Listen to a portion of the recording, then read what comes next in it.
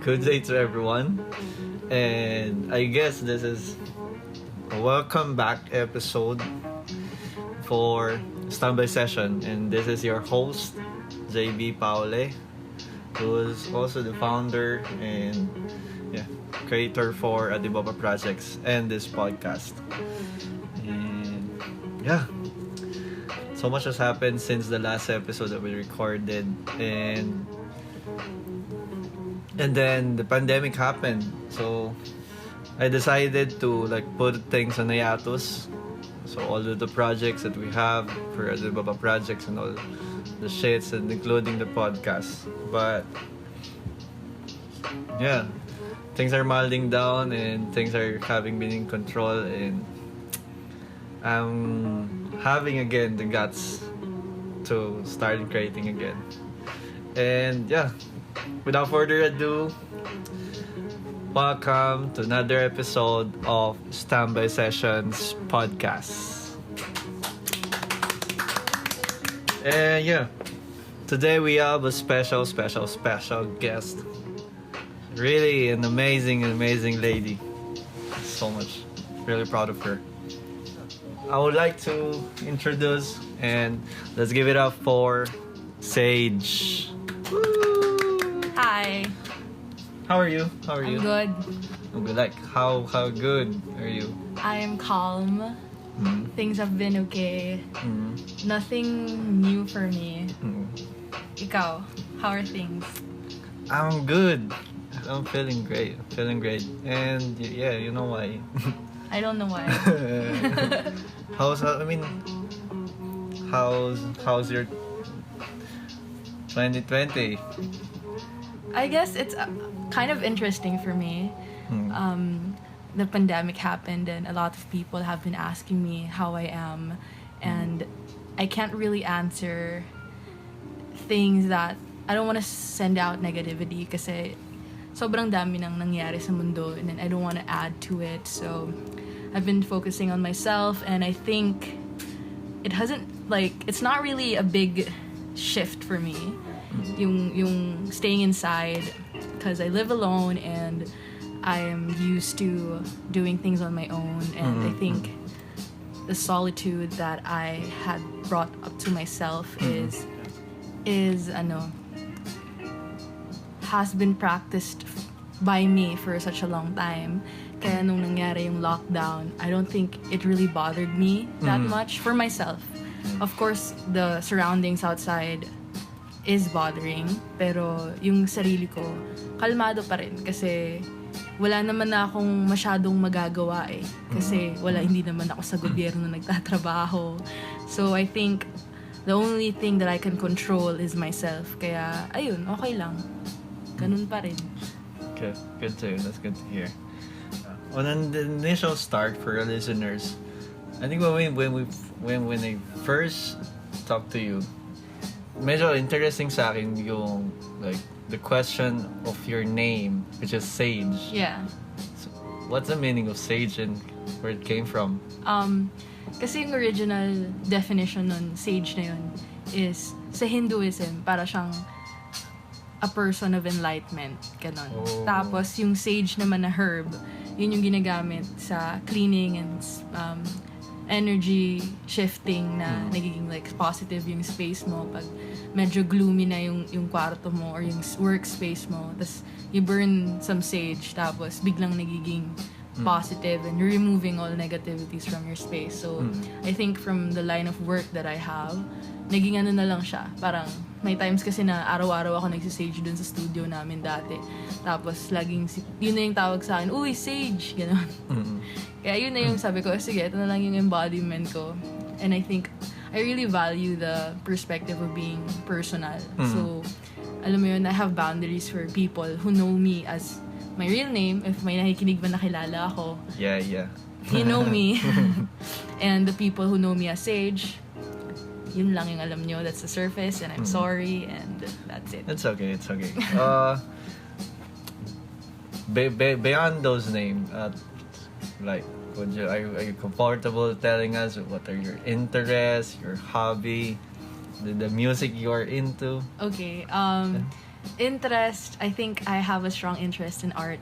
I like every art form, including writing and speaking and music and paintings and philosophers and every art forms, potteries, everything else na nasa surrounding ng art world is my interest. Tapos sa music naman, sobrang hip-hop. Sobrang hip-hop head. Old school, Tagalog, ghetto dogs, mag BB Clan, mag Death Threat, mga ganyan sa Tagalog. Tapos sa mga international naman, siguro yung mga common like Nas and Tupac and Ice Cube and all that old school shit. I already know you since like 2018 through Instagram. Yeah. And I think when we first started talking, the first thing that we connect or have a similar interest is books and hip hop. Yeah. And I think the when you told me the books that you're reading or the genre that you're reading, I think there's a time that I was also fascinated na, hey, this is something I am aware of, but I'm not truly like dive onto the topic. 'Cause those books are the books are related on like philosophy, and more like poetry, and some literature. of the books. I like old English literature. What are the books or the authors that or what are the books that you like? I like mostly philosophy books. At the same time, I am a huge fan of Haruki Murakami. I think he is a great writer, Japanese writer, very, very visual. You know, parang when you read his writings, you get into the world na eccentric, very peculiar writing, and I think it's amazing how he puts those things into writing. It's very uncommon for a writer to dive into those things na ganun. And then I like my Sylvia Plath. Is a really good poetry writer, and the writings that she writes, parang when you read it, you think it's something beautiful, pero it's something more. It's deeper. It's kind of gloomy at the same time. It's kind of horrifying to like dive into if you don't really try to understand what she feels. So yun. I think some of the books that I read for Haruki Murakami are Norwegian Wood, Kafka on the Shore. Yeah. I think that's the only two that I read, but he has a really interesting writing. Other than Murakami books, what are the non-fiction that you are interested? Because I think I remember when you told me about your field of study. Yeah. And I studied philosophy for quite a long time. Like I started getting into philosophy when I was like 13 years old, and I think having the knowledge and the enlightenment of knowing different things from different people and different perspectives is such a growing point for me. Knowing that a lot of people have different thoughts and different views in lives and different worlds, and I think it's amazing. Like reading philosophy and studying philosophy itself is brain fucking, you know what I mean? Like it's different, and at the same time it gives you more direction in your life, like because there's a lot of philosophers available for you to dive into, and some of those philosophers that I had dived into is Seneca, the Stoicism, yeah. and then I like Plato and Nietzsche. Like, what are like dive into what are their writings or beliefs or maybe the force of their knowledge that you embody at present? I think the most is Stoicism. I think I read the most about Seneca, and a lot of the writings he wrote about the stillness of your emotions and not giving into it. and knowing the difference of what is healthy and what works for you. And it doesn't work for everybody. A lot of people are really deep into their emotions, and I think sometimes that could be disrupting when you don't really think about your emotions and you don't really work into it. And I think Stoicism for me works the most about controlling myself. It's a big self-control thing. It's a big self-control art. It's an art form of self-control, and I think it's beautiful to be able to do that. Yeah.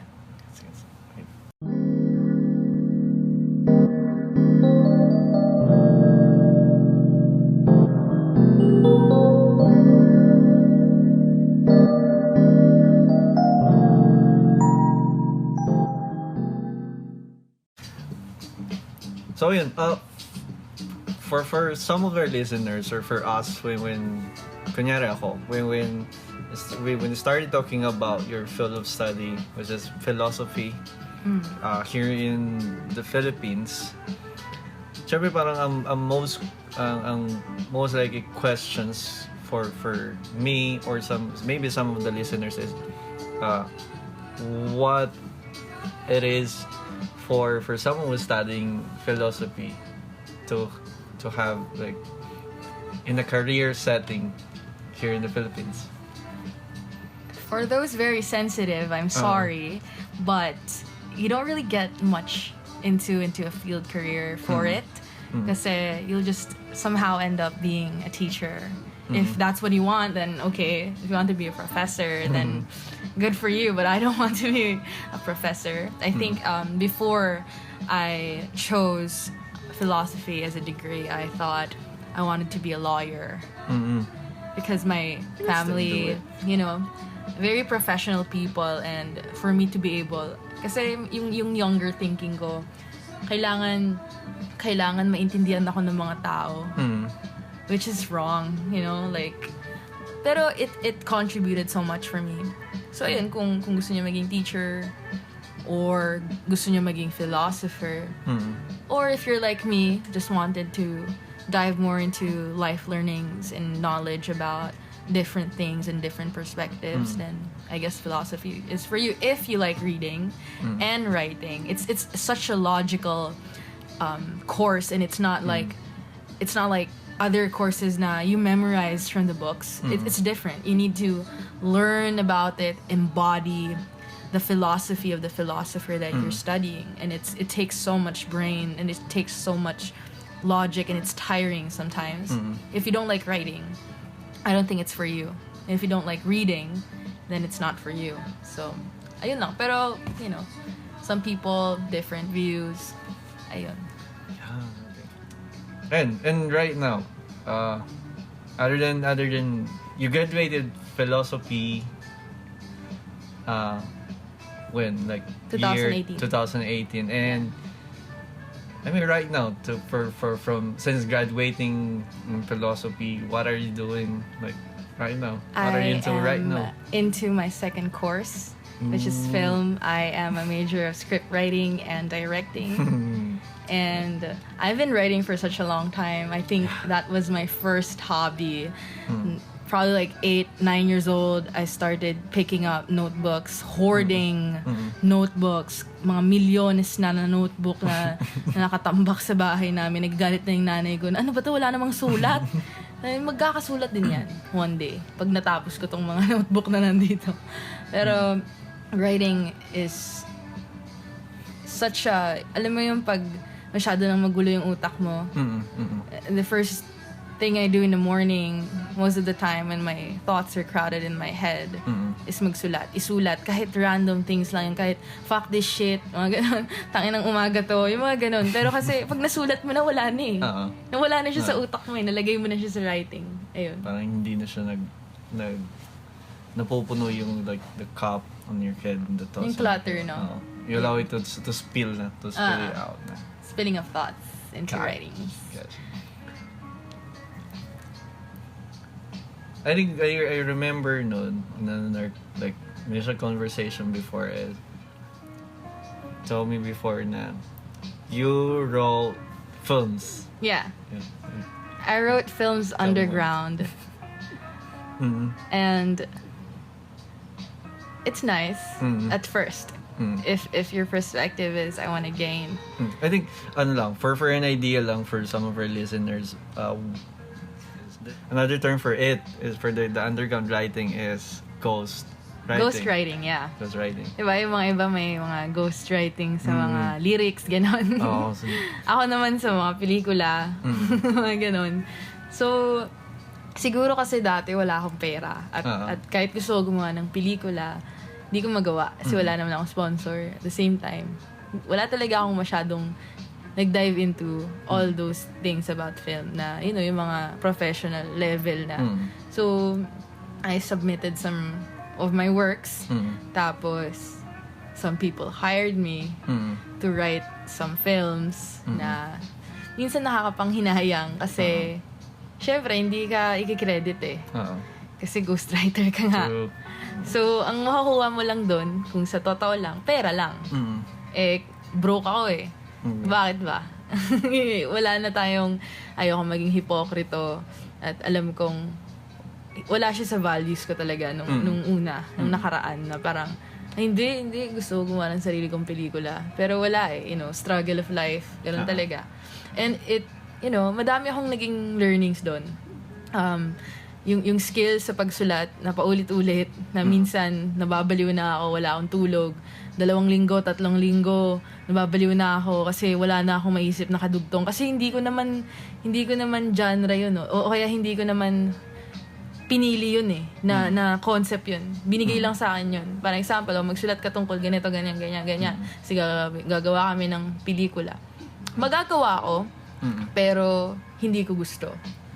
Pero ayun, yung effort na sa akin lahat ng effort. Tapos sobrang detalye. If may mga nakikinig man na nasa field ng scriptwriting, alam nyo gaano ka detalye yung kailangan. Na pati yung mga buhok sa sahig sinusulat. Yung mga kulay ng damit, mannerisms ng artista na gaganap as your character, kailangan nakasulat lahat. So, yung exhaustion, yung alam mo yun, yung parang wala ka ng tulog, nakakabaliw na. Pero ang iniisip ko na, ay, pera naman to eh. So, nasisira yung passion ko. Nasisira yung goal ko na maging writer. Nasisira yung passion ko na parang nagiging money matters na lang siya. Pero at the same time, kasi kailangan mong isipin lagi yung light eh. Yung lighter. Kumbaga yung, ano ba yung magigain ko dito except sa pera? Ayun, yung honing of the skills na nagagawa ko na susulat pa rin ako. Diba? Yung negative, napapagod ako. Pero yung positive, nakakapagsulat ako. Eh, yun naman yung goal ko eh. Magsulat. So, ayun. Kunyari, for someone, yun nga, you've been a ghostwriter? Are you still a ghostwriter or been? No. I'm Tapos not na? a ghostwriter anymore. Okay. Kasi kaya nga ako nag-film eh. Oh, gets. So, yun nga. For someone who was a ghostwriter in the past, paano lang hanggang saan lang nag-i-stop yung role mo? For example, the producers, like, or some of the head for the production will give you a concept. And you're I'm in charge with the writings. Yun lang gagawin ko. Hindi na ako kasama sa set, hindi na ako kasama sa director, kasi yun lang yung bayad sa akin eh. Hanggang doon lang How about for lang? You said na, for example, for even the sa vision kung sino ano yung itsura nung tao nandun, ng tao na magiging character. Are you even part of the process na hanggang sa casting or yung mga casting call? Or doon ka na lang talaga nag-i-stop on the writing itself? Depende kasi may mga projects ako na meron na silang idea ng characters at meron din wala. As in, zero. So, pag ganun, yun nga, yung casting, maghahanap sila ng artista para doon, ay pag ako yung gagawa ng character, sobrang detalye nga. So, it's much easier sa casting para sa kanila. Kasi nga, nakadetalye na eh. Gusto nila ganito yung height, ito yung kulay ng buhok, ano yung kulay, ng skin tone, sobrang, wait lang. Pangit ganun. Yung mga ganun, pati mannerisms included. Yung mga ganun na things na na included dun sa brain extraction ko ng pagsulat. Ayun. Let's go on. Let's move on like what you're doing now, and you're studying film. Yeah, Now, I am. and you're at your like first year. Yeah, first year. And how is it? It's How's it okay. doing? Okay lang. Wala akong masyadong masasabi kasi wala eh. Yun lang. Ganun lang. First year are like dedicated for the basics. The basics no the film, oo. right? At the same time, doon mo makikita kung saan ka talaga. Kasi it's a lot of madami kang subjects. So kung if you're into videography, kasi if you're into makeup or setup or design, production, script writing, directing, ganyan. So most of the subjects I took was script writing. And videography, cinematography. And minor subjects of photography, ganyan. And how about in the future? Like, I know for the fact na you already have like things that you already wrote and visions on the films that you will make. Would it be like a small pleasure for us to hear at least one of a story that we could watch out for? Okay. So, meron na kasi rin akong series concept, kung tawagin na parang sunod-sunod na siya. Na siguro isa doon yung part of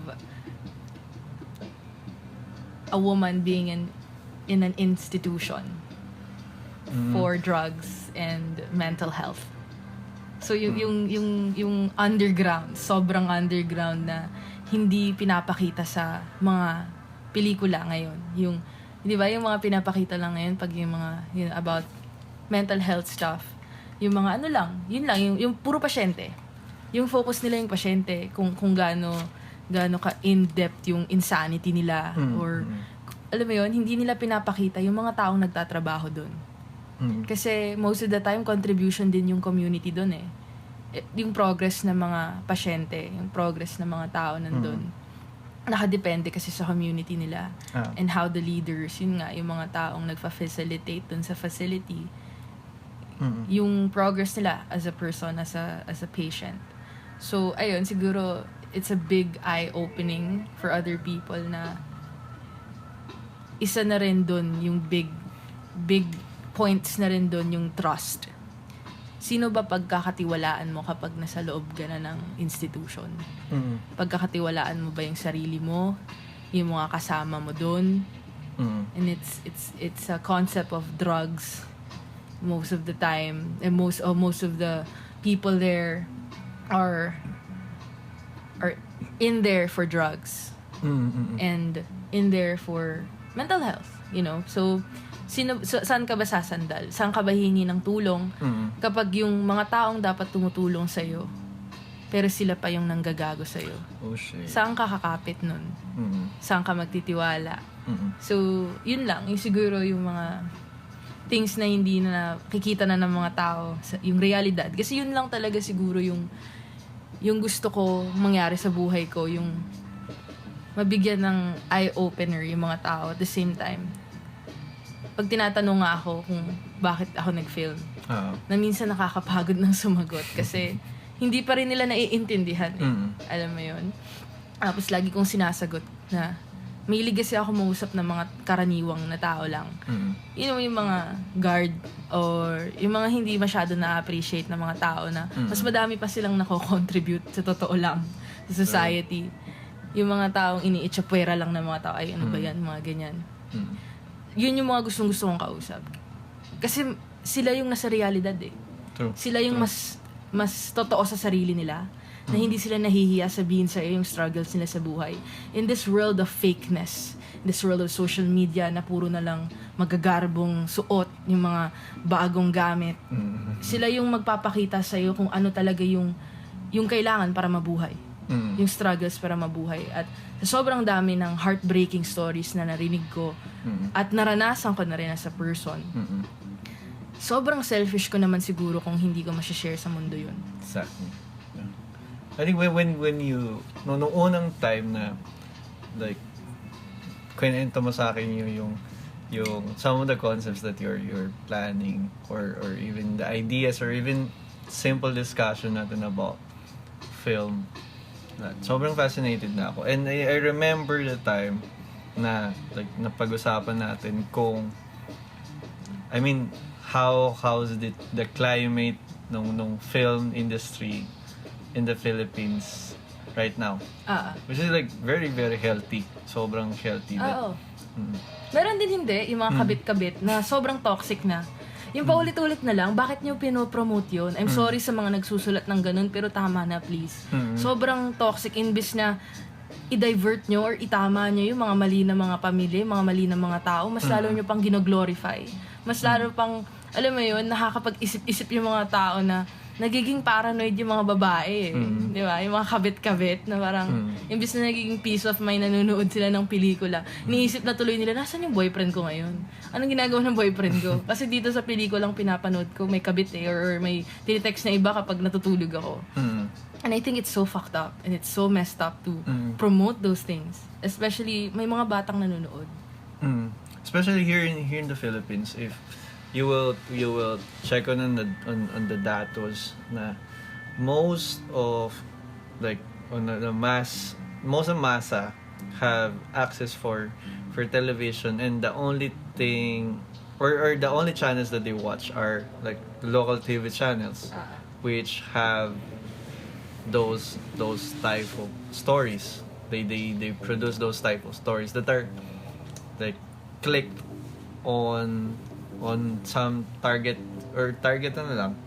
audience, and like this is a real honest point, not to ditch on some of my friends who was also on the industry ng local television, but they said to me, my friend was a writer, he said to me na like there are some stories that are like targeted on a specific audience, like housewives or mga like helpers sa bahay, and alam mo yun, they create a story, they write a stories lang which is not giving a deeper dwell or deeper like impact to those who are watching.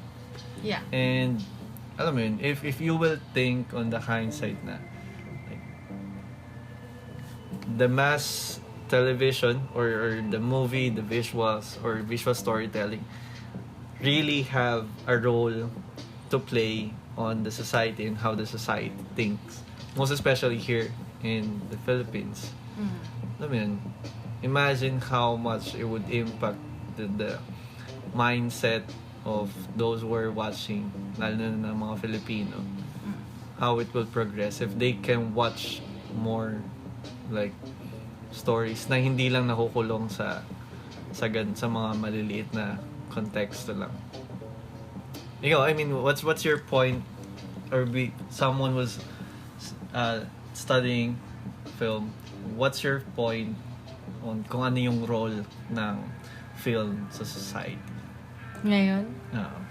To be honest, I haven't watched the television or Lucky you. yeah, for about 8 years now. I stopped watching TV kasi I have this concept na it's so hypnotizing to the people watching na na-alter yung reality nila because of those things. Kasi visuals yun eh. Nakikita nila. And watching television is a form of visuals. You know, mga pinapanood mo. And siguro isa din sa rason kung bakit ako nag-film is gusto ko rin sigurong mabago or kung hindi mabago makakontribute. Na hindi lang ito yung mga gawa ng mga Pilipino. Exactly. Hindi lang tayo mag-stick sa love story, sa horror na hindi nakakatakot. Sa totoo lang, mas nakakatakot nga yung mga tao kaysa sa mga multo. Which is, sobrang, it's getting old. People are progressing. People are getting much smarter. And the much more knowledge that people are gaining, naiitsapwera yung mga ganun. Kasi, it's not stimulating. So, siguro, ang gusto ko lang talagang makita, yung realidad. Kasi, hindi kasi natin na-access lahat ng reality. At yun nga yung purpose ng mga film writers, yung mga script writers, or yung mga gumagawa ng pelikula, mapakita yung mga ano yung realidad para sa kanila na sana makakatulong sa ibang tao. Or siguro yun lang talaga yung concept ko kung bakit gusto ko mag-film. I think we are placed in an interesting times, like may available ng platforms like online platforms which allows yung mga filmmakers or mga film in the past na mas mapakita on a large scale level and mapakita na may mga existing Filipino films pala na ganito. Yun, there are some words na pwede mo na ma-access dun sa mga platforms na yun na before may selective time of span lang. For example, Cinemalaya, may selective span lang or may specific span of time lang. Tapos kung sino lang pwede makapunta dun, sila lang yung like makakanood or some of the film mga film showcase area on the metro, and sino lang mga malapit or the enthusiast for it yung makakapunta. And hindi siya like openly mako-consume ng mas maraming audience on the mass before. And I think right now it's a very interesting time also to be on the industry. May mga psychedelic films na nga na nalabas katulad ng Super Psycho Cebu about cannabis. And I think it is the breaking point ng yun nga yung mga movement ng legalization of marijuana, medical marijuana sa Pilipinas na sobrang tapang at sobrang hands up ako sa mga taong nagsulat nun na yung drive nila na hindi sila natakot. Kasi yun yung, I think, may mga takot kasi yung ibang gumagawa ng pelikula na baka magalit sa kanila yung mga tao. Yung mga na hindi nakakaintindi. Alam mo yung bago para sa paningin nila na ano ba yan? Bakit sila nagpapakita ng mga drugs dyan? Yung mga ganyan. Hindi ba totoo yun? Hindi ba totoo may mga drugs talaga? Hindi ba totoo na may mga shabu na nababaybas? Hindi ba totoo yung mga rape? Hindi ba totoo yung mga nangre-rape na ng mga opisyal? Ba't ayaw nyo ipakita? Yun nga yung realidad Ipakita nyo. Para makita ng mga tao yung mga ginagawa ng mga taong kailangan na mabust. Alam mo yun? Hindi naman sila anghel True. It's amazing na like, the access that we have now or the platform, even the internet, should also like allows us to expand our interpretation, at the same time our involvement to the reality and the society itself na these things are existing and it's happening, and alam mo yun, hindi mo pwedeng i-deduce yung idea na hindi nangyayari yung mga bagay na yun. Ano lang, for me lang, stop blinding the people. Tama na, wag nyo nang isilaw. Kasi mas lalo nyong sinisilaw, mas lalong nakikita ng mga tao. Hindi ba nila naiintindihan yun? Na the more you cover their eyes, mas lalo mo silang tinatry na, yun nga, i-cover yung mata nila, mas lalo silang, alam mo yun, nagkaka-urge na kumawala. Na mag-seek for, ano ba talaga nangyayari? Ba't mo kino-cover? Ba't mo kino-cover yung mga mata ko yung deserve ko naman makita yun. Rights yun ng mga tao. To know what's happening in the world. Kaya wag mong sinisilaw.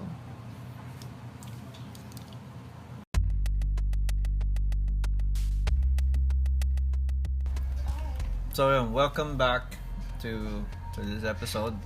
I think the first discussion was really an interesting one. Yeah. And I think on our initial talk, Kaya mo yan. Besides, I'm really amazed that besides writing, you also have another career, which is wait, you called it as... Wait, let me check my notes. You called it as medical intuitive practitioner. Yeah. And sa term na yun, I don't know well for someone like me na, or for some of the listeners na hindi fully aware na parang tangay na what ano yun, but it sounds interesting. Like, may tanong ako tell sa'yo. me more about it. Wait, I have a question for you. Okay. If you don't know me and you saw me across the room and you saw me for the first time and you see my physical appearance, ano sa tingin mong trabaho ko? At first, I think on the sa ano pa lang, when I'm following you in IG. Yeah. Stalkerist. I know na you're in the field na it's either fashion and nasa creative industry ka pa rin. Well, I did do some styling. Fashion styling. Okay. Ayun yung perceive ko sa'yo. Okay. That. So, I do Theta healing. I had my certification for a Theta healer since 2016. And it's kind of more of a spiritual work, you know. I'm a very spiritual person, not really the conventional one, pero it helped me so much with my growth. And yun, sa point lang na yun na I was a person na hindi naiintindihan ng lahat when I was a kid, na I like being isolated, na gusto ko mag-isa lang ako lagi, nagbabasa, nagsusulat. Tapos minsan pinipilit pa ng nanay ko yung, alam mo yung mag-hire pa siya ng mga kalaro ko. Oh, shit. Uy, laro niya yung anak ko kasi parang baliw na eh. Parang gano'n. Na ako na lang mag-isa lagi, ganyan.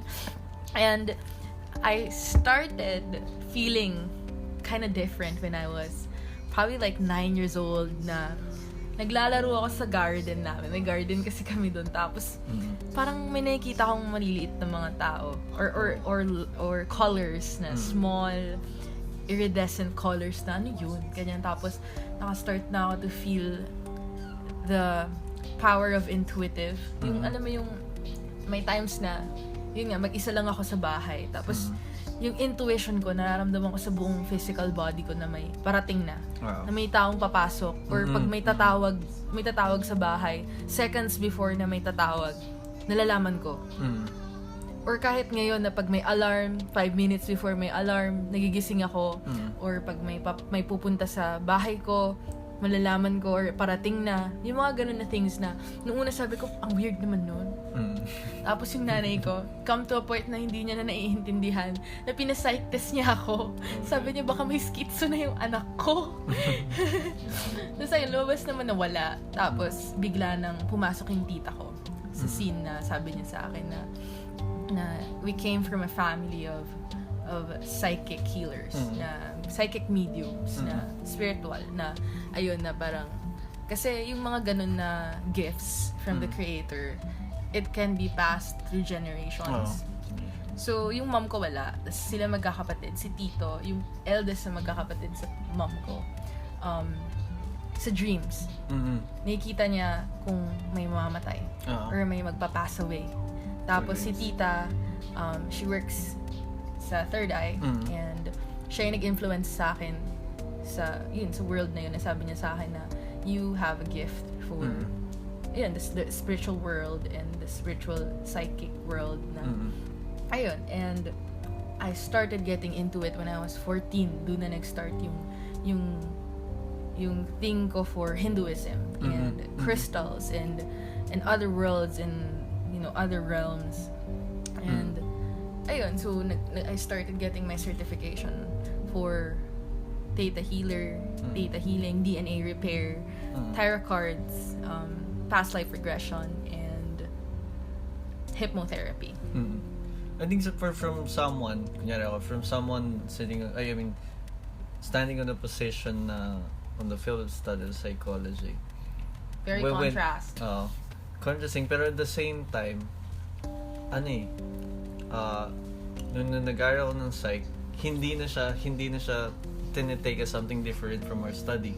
But meron ng field of study for like parapsychology, which is somehow like complementary on what you do as a practitioner. But meron ba, there's a large differences, but alam mo yun, meron kayong same ground of pino-point out to understand. Yeah.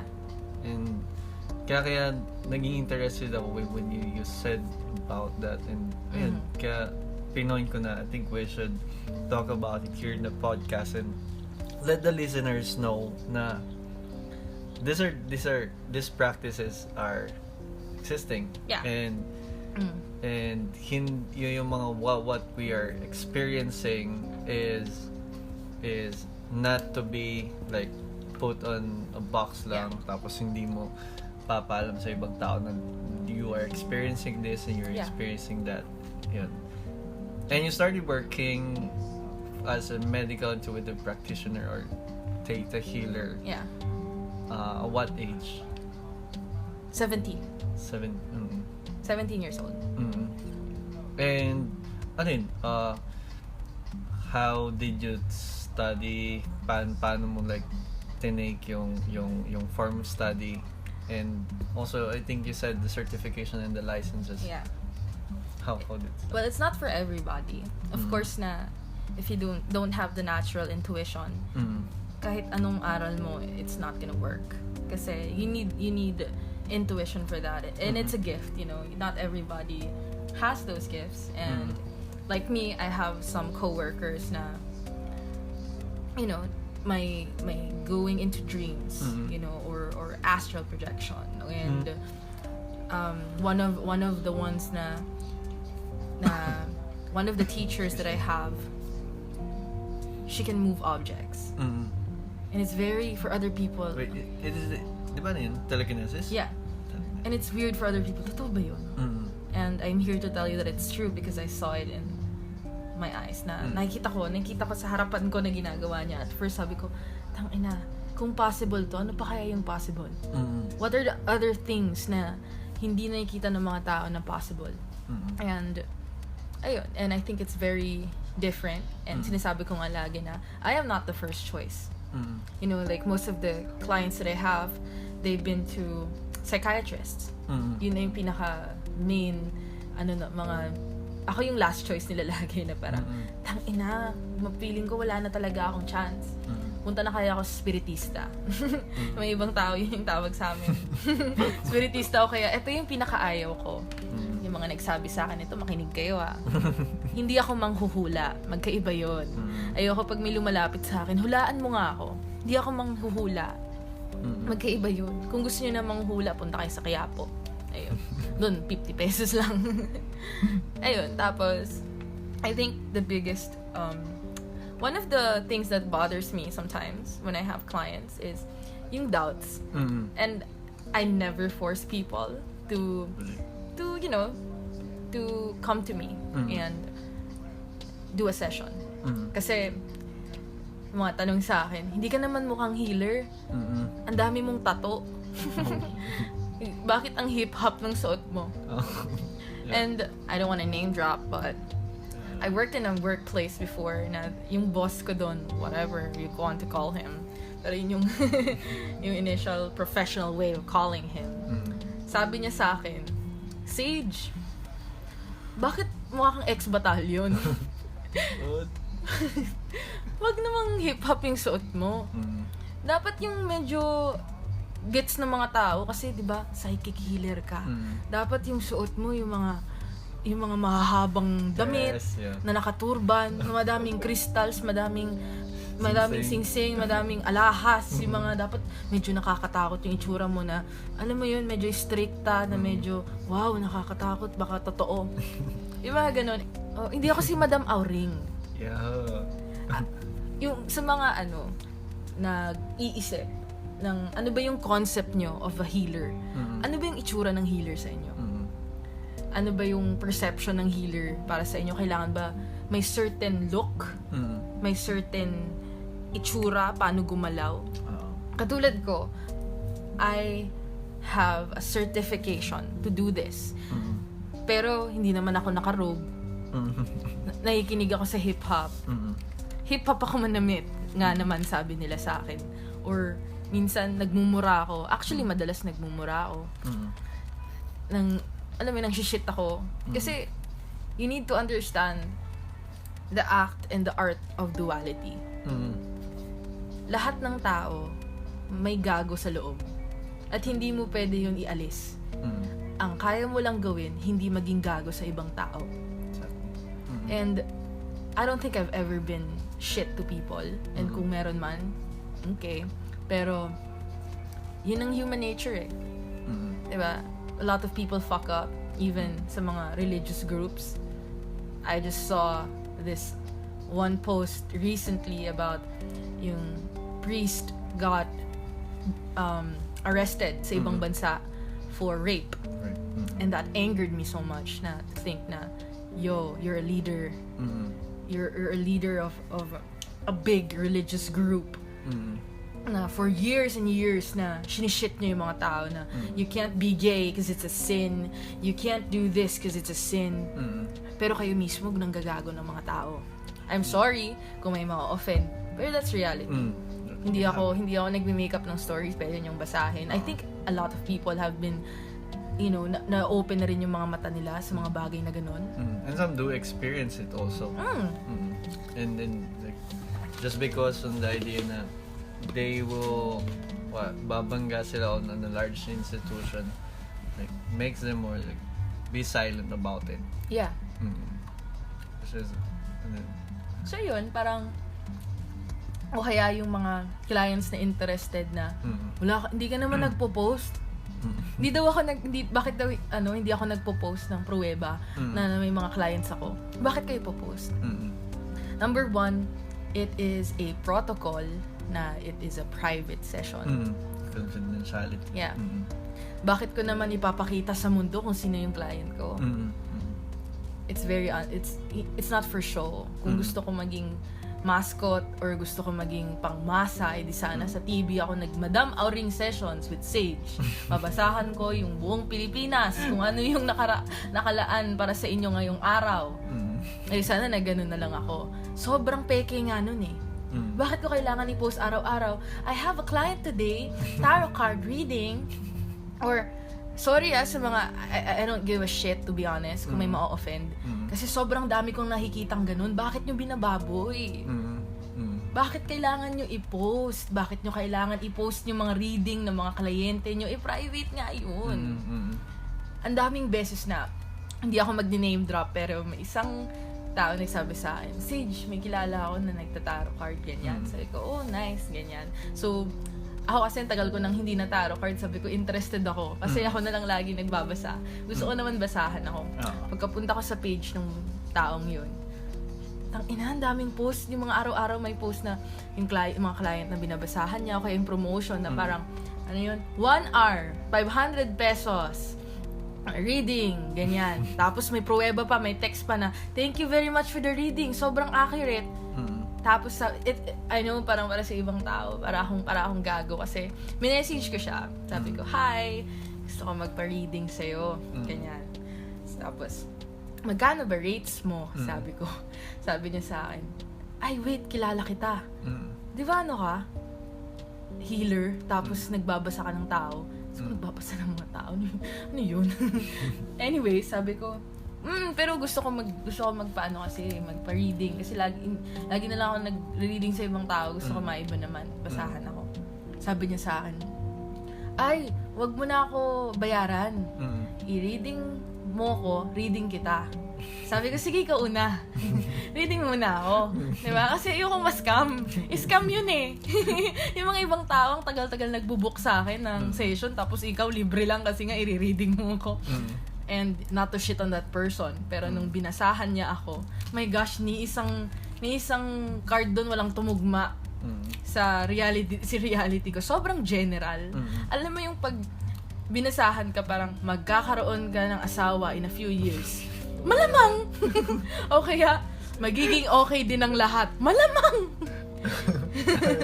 And ganun yung rating sa akin. Sa akin, parang magkakapera ka in a few months. Ganun. So, grabe naman yun. Ang tagal. So parang sabi ko, bakit ganun? Ginagamit na pati yung gift na of spirituality and the gift of intuition, ginagawan na rin ng pera. Ginagamit na rin sa pera. Bakit ganun? Wag naman ganun. Wag naman ganun na nasisira. Kaya madaming times na nasi-shit yung mga taong actually na yun yung trabaho. Katulad ako, na yun yung trabaho ko, minsan na nagiging skeptical na nasabi. Kasi one time, na pumunta ako sa tarot card reader, wala naman tumugma eh. Scam daw yun eh. Dahil sa kanila. Dahil sa kanila sa mga taong ginagawang profit yun. Na imbis matulungan nila mga tao, pinipirahan nila. Exactly. So, nag-start ako to do healing nung una for free. For free kasi I'm not doing it for money. Kasi gusto kong makatulong sa mga tao. At yun yung mantra ko eh. Makatulong. Lagi lang makatulong. Tapos, medyo dumami yung clients ko, hindi ko na kaya. I did energy exchange na tinatawag na they give me some of their art, they make art for me, they give me food in exchange for reading, for a session. Tapos, syempre, ayoko maging hipokrito, kailangan ko magbayad ng bills. Pero I still don't charge a lot for that. Na may time na I worked in a center na who charges Theta healing for 5K for 30 minutes.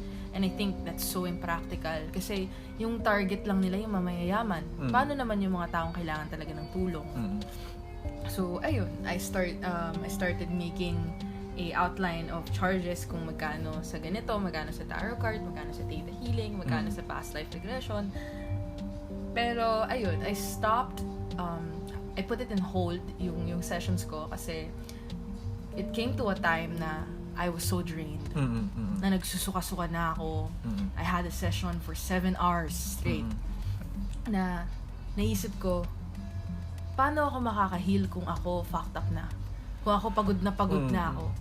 Paano ako makakatulong sa mga tao? Minsan kasi nakadepende na sa akin yung mga tao eh. Pati sa mga maliliit na desisyon nila. Na magbi-business ba ako, Sage? Sage, okay ba to na gawin? Sage, di ako makatulog? Anong gagawin ko? Pumikit ka kaya? No? Diba? Minsan, ang sarap sumagot ng ganun eh.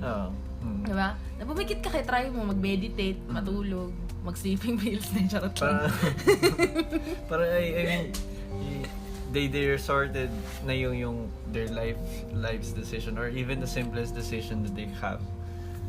They are relying it sa'yo na. Like, I mean, nakakapagod. choosing the easiest way na, okay, she will decide for me. May come to a time na 3 a.m. may tatawag sa akin, Sage, session tayo, nababaliw na ako.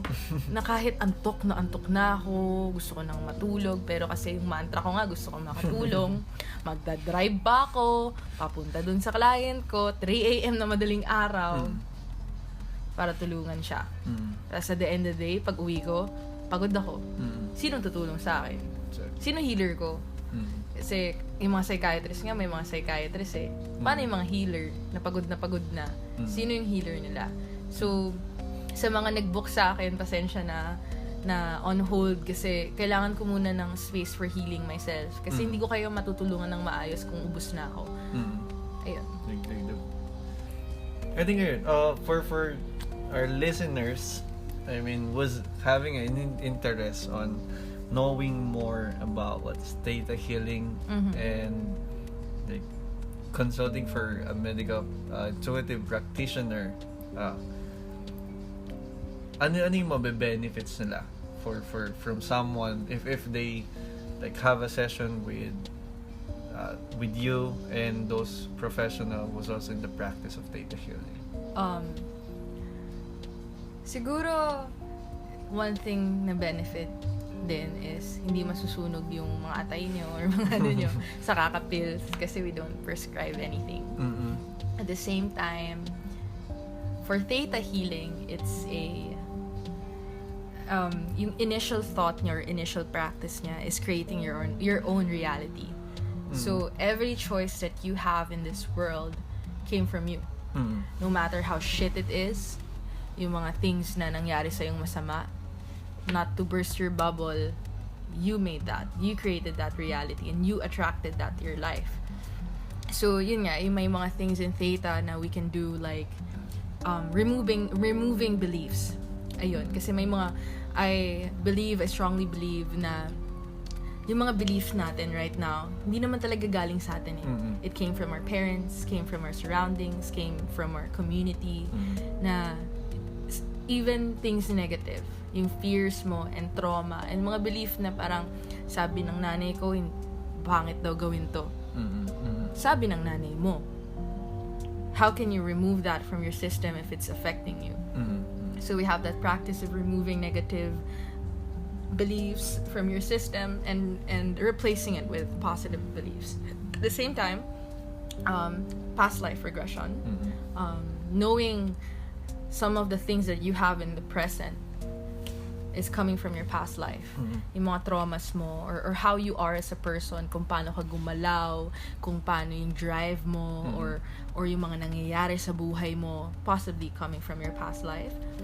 So we do that past life regression sessions na we go into your past life and you experience your past life. Kasi we put you in a state, a theta state. It's a brainwave na, yun nga, na it's like a dreaming state. So, doon na pumapasok yung hypnotherapy na to put you into a sleeping state. Pero conscious ka pa din. At the same time, it's confidential, but I record the session. Kasi you're unconsciously talking about and giving me a gist of what's happening in that past life. So, parang may mga clients na example, yun nga, na they will talk unconsciously, na tulog sila pero they're talking, and I will guide you into that light kung paano ka makakapunta sa past life mo and guide you through that until you reach that point. Tapos ipapakwento ko sa'yo. Ikaw mismo magkakwento sa akin nun na parang I see this place, I'm probably in China, and I see Chinese people, and I look at my clothing, I'm wearing like Chinese traditional clothing, I have wounds on my feet, I'm probably a farmer, things like that. Now you will walk me through that, and it's recorded. But at the same time, when it's over and you're awake, and I let you listen to that, so you can experience it. Kasi 99% of the time, they don't remember. Now they're saying that, or they're talking about it, and it's so interesting. Kasi may times na 2 hours na nagkakwento yung client ko. Tapos pagising nila, kala nila 10 minutes lang, pero sobrang tagal na pala nilang kinakwento at hindi nila maalala yung mga sinasabi nila. And it's interesting how the brain works like that. Ayun, tapos kunin natin yung traumas mo from that, kunin natin yung mga negative experiences mo from that, and I allow you to heal from that past. So now in your present time, you can move on and you can create your new reality and heal from those traumas. So may mga things kasi before, na example, sudden death in your past life na hindi mo na close, or you haven't had closure, kaya ngayon you have fear of some specific things. Yun yung gusto nating tanggalin, yung trauma nun, para mag-progress yung buhay mo. So we heal from that, we tell your past life to move on and close that and give definition why that happened to you, and yun na yung magiging progress ng healing stage mo.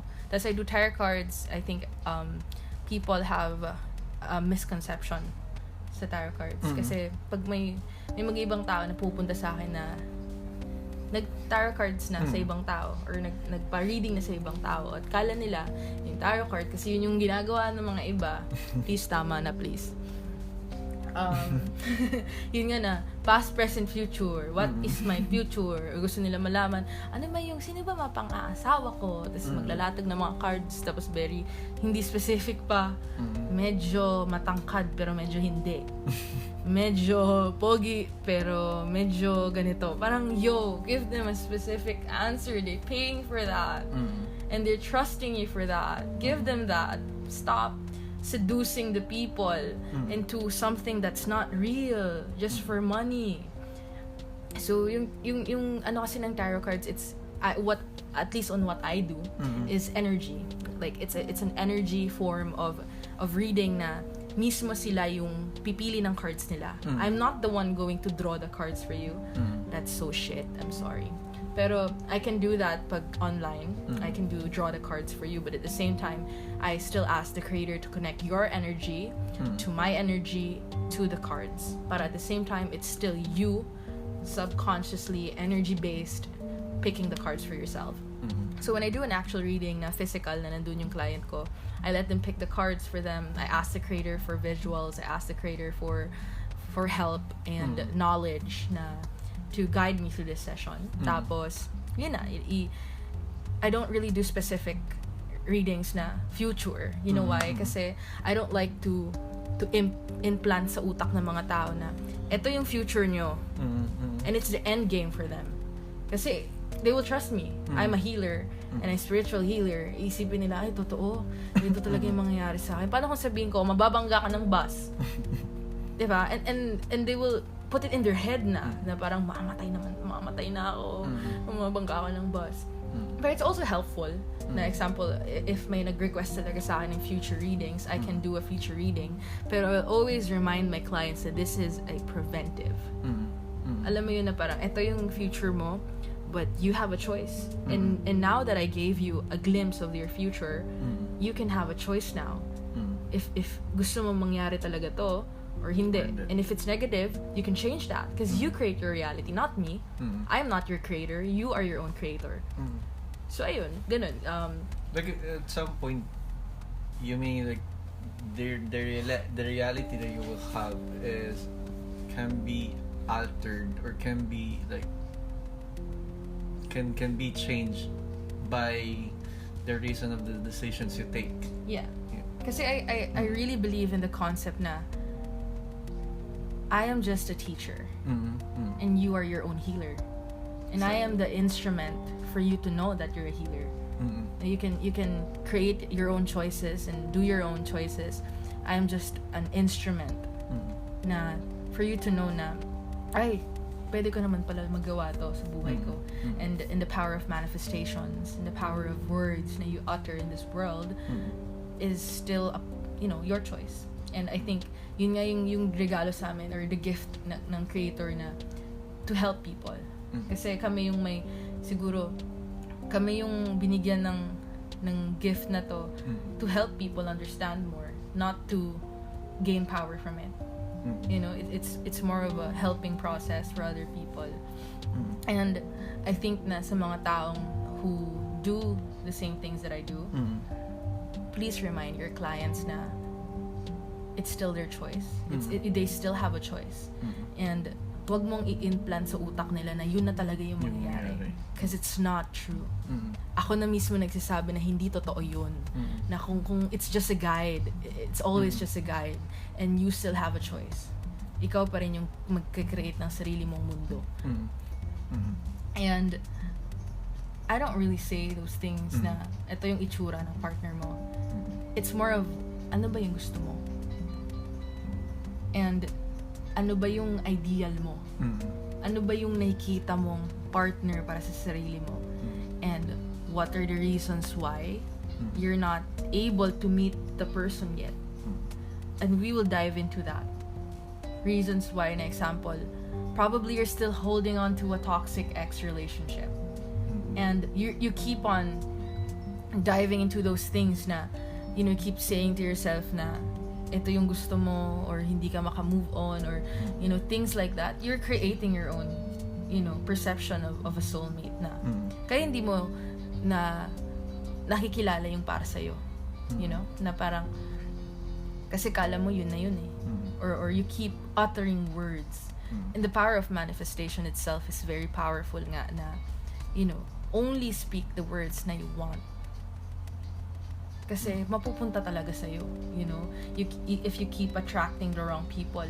Example, sabi mo, lagi na lang ako nagagamit ng mga lalaki, lagi na lang ako ginagamit for sex, one night stand, emerald. Bakit nga ba? Kasi you keep going to places that, may possibility mangyari. And you're creating that reality. Punta ka sa bar, maghanap ka ng pagmamahal. Magagalit ka kasi ginamit ka lang, or one night stand lang. May choice ka naman hindi pumunta sa bar eh. May choice ka naman sabihin sa sarili mo na pupunta ako sa bar para mag-inom lang, hindi para maghanap ng karelasyon. Tapos magrereklamo ka kasi kinama ka lang, tapos bukas wala na. Tapos magdadrama ka. Ay, wala na, ginost na ako. Your choice. I'm sorry. I'm sorry if you find what I'm saying wrong or fucked up, but it's true. Ikaw naglalakad papunta doon, hindi ako. Hindi yung mga tao sa surroundings mo. Katulad na, yun nga, naghahanap, people look love in the wrong places. Huwag ka maghanap, man. Huwag ka maghanap kasi I swear, if you keep looking for that, it will never come. You will know naman kung yun na yung tao para sa'yo. You know? And all those rejections and all those fucked up things na nangyari sa'yo, yun na nga yung way ng universe to let you know na this is not for you. And you need to learn from that. You need to tell yourself na, nangyari na sa akin to. Ito na yung mga lalaki na nakasama ko. Okay na. So the next time that I have a man in front of me and I remember all those fucked up things that this person done to me, dun mo na mawiweigh na will I take the path na eto na naman tayo or aalis ako dito sa harap ng tao to kasi there's a similar pattern to this person from my ex. You always have a choice. You always have a choice. So yun nga, pag may mga clients na pupunta for soulmate purposes na gusto nila mahanap yung soulmate nila, I'm not gonna tell you, hey, this is your soulmate, this is what he looks like. I don't give a fuck. Diba? Parang kung gusto mo ng honest answer ko, tatanong ko sa'yo, ano ba gusto mo? I think it's interesting na ma-realize mo na may that these practices are much bigger and deeper and complex na hindi mo lang siya pwedeng makakon on that idea kung ano yung feeling mo about the healer or like the practitioner for Theta healers. At the same time, it's simple. It's so simple you don't realize it. Kasi I feel like people have this things in their head na kailangan komplikado lahat ng bagay. Bakit nyo ba pinapahirapan mga sarili nyo, mga men, diba? Sobrang simple lang ng mga bagay, masyado nyong ine-excess kasi yun nga yung lagi kong sinasabi na parang yung nature ng mga tao can never be contented. And I feel like when you start to be contented on yourself, that's when you realize the things that matter. And you don't know, minsan minamanifest mo na yung mga bagay unconsciously. Like ako, pag tinatanong ako, Sage, ano bang type mo sa lalaki? Unconsciously sinasabi ko, moreno, matangkad, matalino, diba? Mabalbas, ganyan. Fully beard, ganyan. Mabalbon, very manly, like not afraid of showing emotions, mga ganyan. Pero pag may nakikita kong pogi, ay ito pogi, okay na to. Tapos magrereklamo ko, ay shit, bakit ganun? Fucked up pala nito. Bakit? Kasi I have a choice nga di ba? I keep manifesting these words unconsciously na parang I want this man. Pero pag may dumating na disruption na parang ay pogi, okay na to. Tapos alam mo yun, at the end, it will not work out. Bakit nga ba? Kasi alam ko naman yung gusto ko bakit pa ako pumipili ng mga hindi ko naman pala gusto? You know, like, why do you keep choosing those things na, you know, na hindi mo naman gusto? And then at the end, you will get heartbroken. Sabihin mo, hindi ko naman talaga siya gusto. Hindi ko naman siya type. Pag break na kayo ng ex mo, pangit niya, no? Sobrang pangit pala nun, no? Nung kami, pogi-pogi niya ngayon. Ang pangit niya na. Diba? Why? Yeah. Yun. And it is to amaze me na, oh shit, it's true. Yeah, that's why be careful of the words you utter. Kasi unconsciously, you're manifesting it. And you're creating your own reality. Katulad ng very simple way of explaining like manifestations is when you're running late. I keep telling people this. Na when you wake up and you have 30 minutes and you have two choices, to be calm and start doing what you have to do or panic. And most of the people panic. I'm late, late na ako. And when you keep uttering those words, mas lalo kang nagiging late. Kasi nagpapanik ka may nakalimutan ka, nagbibilis ka na maligo, may nakalimutan ka, paglabas mo, ay putang ina, nakalimutan ko na naman to, wala ko naman bumalik, hanap ka ng taxi, hanap ka ng ganito. You're being late. Kasi sinasabi mo late ako. Pero kung you chose the other choice na to be calm and just straight to do what you are supposed to do. Paggising mo, medyo late ka na, maligo ka na, mag-ayos ka na, maghanap ka na ng ride mo, nandun ka na. You know, it's always a choice. That's why, like, it's a big practice for me na waking up and then meditating. Yung grounding yourself and yung meditation kasi it allows you to be part of what it is, the reality right now, the present. And to be more calm and understanding na imbis na, yun nga, yung sinabi ko na pag may naninigaw sa harap mo at may nakikipag-argue sa'yo, you have two choices. Sumigaw ka din at awayin mo din yung tao at pag uwi mo, magagalit ka, putang ina talaga, may nang-away sa akin sa kalye, tang ina nun. Or, allow that person to express their anger and understand. Understand why they're mad, how they're mad, what contributed to that, kung may nagawa ka ba, kung bakit sila nagalit, why do you keep focusing on the things that don't matter? You know, why would you spend your time arguing? The energy. Yeah, pwede mo naman sabihin, okay, I know you're mad right now and I have a lot of things to do and I apologize for the inconvenience, I have to go. Or you be that person and shout back, makipagsuntukan ka dyan magdamag, tapos pag uwi mo, putang ina naman, di ba? You always have that choice.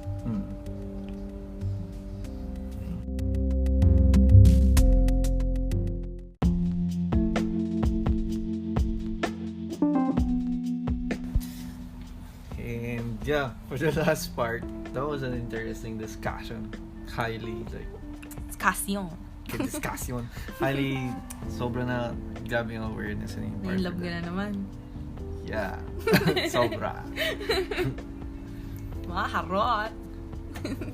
So yun, as the last thing, I mean the last part of this episode, like parting teaching, for your parting message to our listener, as a Theta healer, medical intuitive practitioner.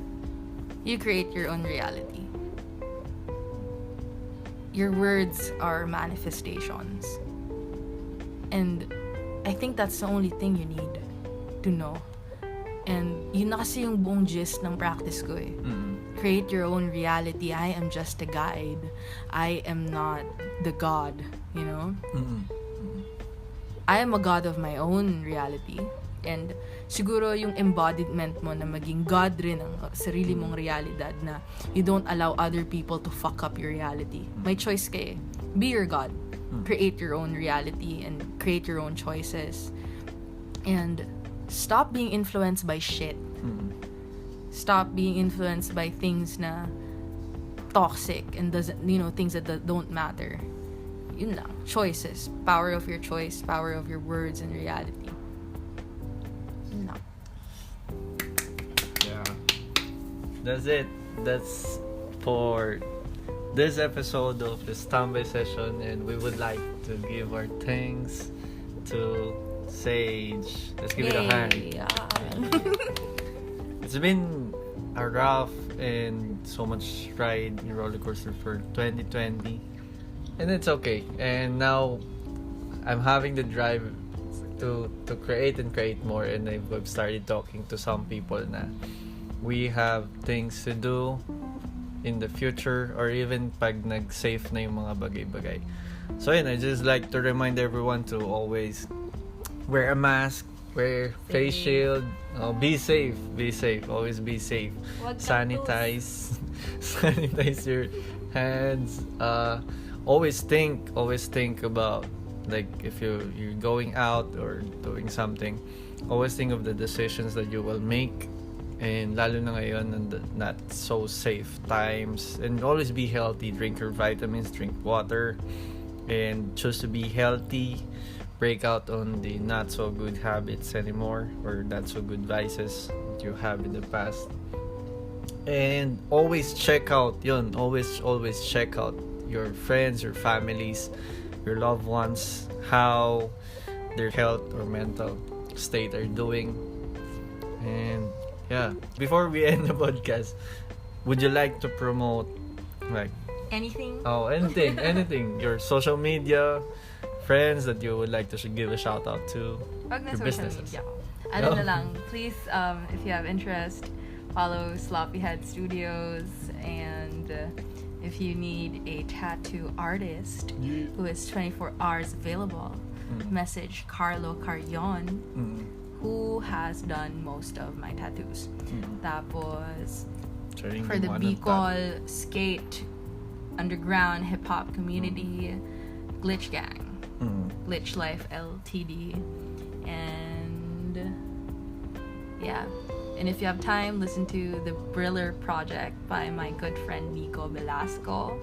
Love you so much. Yun lang. Here on Spotify also. His podcast is on Spotify also. Shout out to Briller Projects. Yun. Also shout out for Carlo for doing my armband tattoo. Psychedelic armband tattoo. We could podcast him sometime. Yeah, sure. I mean, I'm up for that. Yeah, that's it. Thank you. Have a great day. Have a great day. Oh, I would like to promote what? Follow my Facebook page, ayun, Atibawa Projects, and watch out for the upcoming projects that we will do in the future, documentaries, episodes, podcast sessions, events, and even our planned space that we're still looking for a space that we could create it as a multi-functioning space for the events, projects, cinema, and everything that we will do for the Calamba community. Shout out Calamba, Sea-Town. That's it. As I always remind and end my episode, my podcast with the saying, manatiling mo pagmahal kahit malupit ang mundo. Thank you for listening to another episode ng Istambay Session Podcast. Thank you. Peace. Drink your water, bitch. Bye.